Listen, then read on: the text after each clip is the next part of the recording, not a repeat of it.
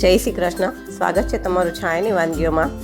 Sandwich તો બધા અનેક પ્રકારની બનાવતા જ હોય છે, પણ આજે હું તમારા માટે લઈને આવી છું નાનાથી મોટા લઈને બધાને ભાવે એવી અને એકદમ ઝડપથી બની જતી એવી મિની સેન્ડવિચની રેસીપી. તો ચાલો બનાવવાની શરૂઆત કરીએ.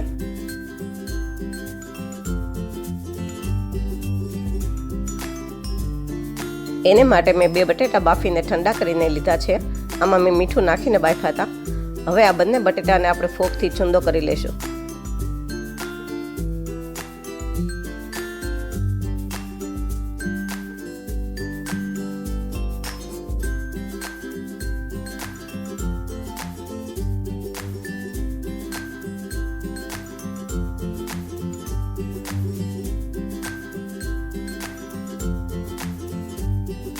હવે આપણે બટેટામાં અડધી ચમચી મીઠું, 1 ચમચી ચીલી ફ્લેક્સ, 1 ચમચી શેકેલું જીરું, 1 ચમચી આમચૂર પાવડર, 1 ચમચી ચાટ મસાલો, 2-3 લીલા મરચાંના કટકા અને થોડી કોથમીર નાખીશું.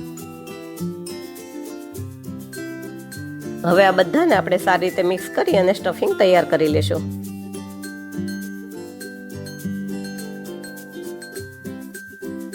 જો તમને મારી વાનગીઓ પસંદ આવે તો મારા વિડીયોને લાઇક કરજો, શેર કરજો અને મારી ચેનલને સબસ્ક્રાઇબ કરજો. આપણું સ્ટફિંગ તૈયાર થઈ ગયું છે, તો આપણે હવે સેન્ડવિચ તૈયાર કરીએ.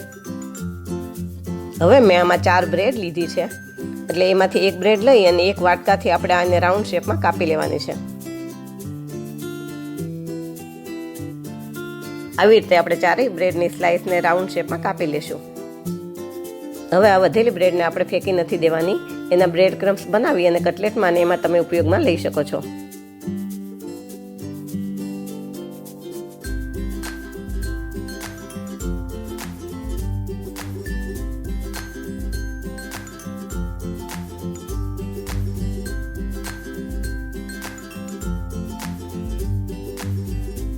હવે આપણે એક રાઉન્ડ બ્રેડ લઈ અને એની ઉપર ટમેટો કેચઅપ લગાવશું.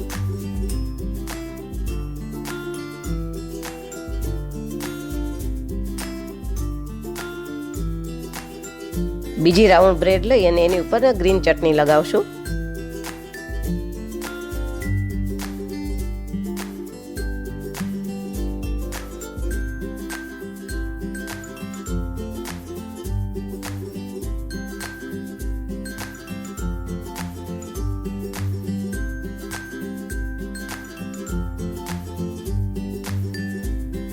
હવે આપણે આની ઉપર બટેટાનું જે સ્ટફિંગ આપણે તૈયાર કરીને રાખ્યું છે એ સારી રીતે લગાવી દઈશું.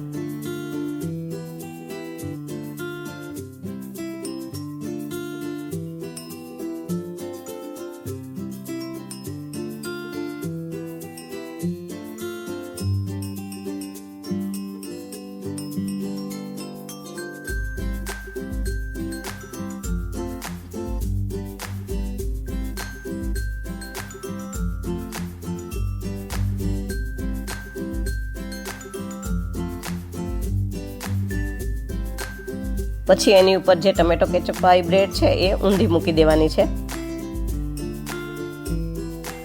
હવે આવી જ રીતે આપણે બીજી સેન્ડવિચ પણ તૈયાર કરી લેશું.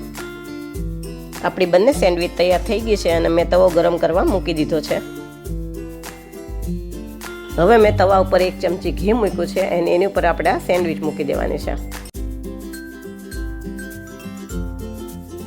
અને ઉપરથી એને પ્રેસ કરતા જઈએ અને નીચે બ્રાઉન કલરની થાય ત્યાં સુધી આપણે એને શેકવાની છે. હવે આપણે થોડું સાઈડમાં પણ ઘી લગાવી દઈશું અને ઉપર પણ ઘી લગાવી દઈશું.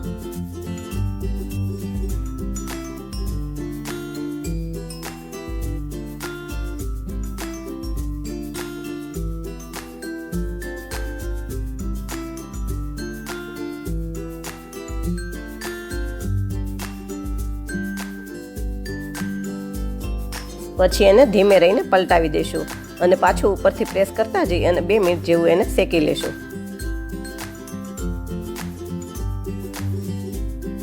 મેં સેન્ડવિચને ઘીમાં શેકી છે, પણ તમારે જો બટરમાં શેકવી હોય તો તમે બટરમાં પણ શેકી શકો છો.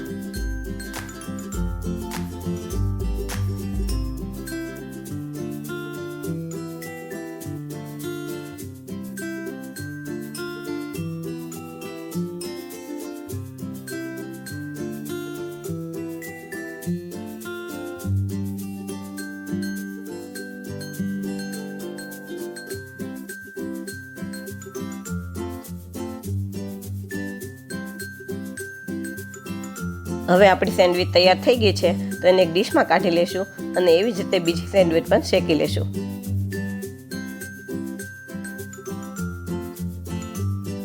હવે આ સેન્ડવિચને ચારે બાજુ આપણે ટમેટો કેચઅપ લગાવી દેવાનો છે.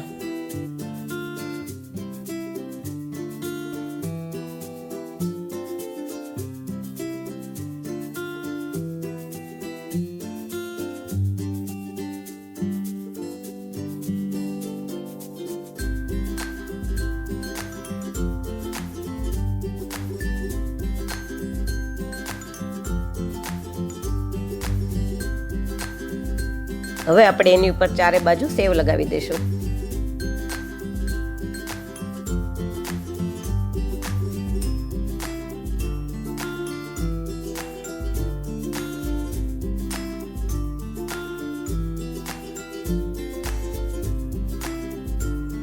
આવી જ રીતે આપણે બીજી સેન્ડવિચ તૈયાર કરી લેશું. તો તૈયાર છે આપણી મિની સેન્ડવિચ. ફરી મળીએ એક નવી વાનગી સાથે. Thank you.